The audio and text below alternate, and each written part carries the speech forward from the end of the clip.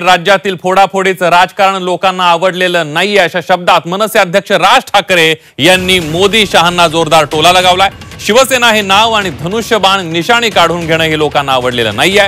याबाबत अमित शहांना कल्पना दिली होती असं राज ठाकरेंनी आज मनसे पदाधिकाऱ्यांच्या मेळाव्यामध्ये बोलताना सांगितलंय।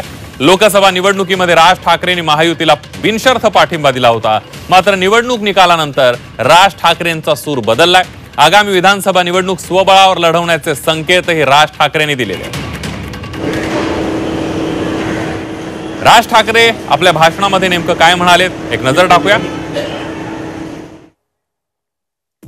धनुष्यबाण आणि शिवसेना ही बाळासाहेबांची ओळख आहे।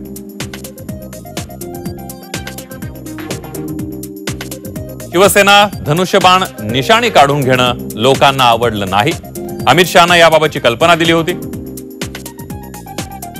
राज्यातील फोडाफोडीचं राजकारण लोकांना आवडलेलं नाहीये।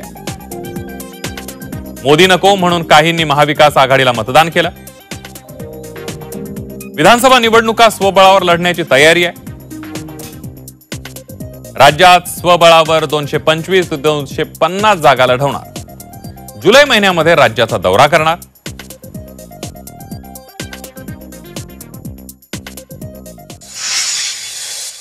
आतापर्यंत मगाशी मी सांगितल्याप्रमाणे आतापर्यंत आम्ही स्वबळावरती निवडणुका लढवलेल्या आहेत। त्यामुळे तशा प्रकारची जी काही बातमी तुम्हाला आलेली ती अत्यंत चुकीची बातमी आहे।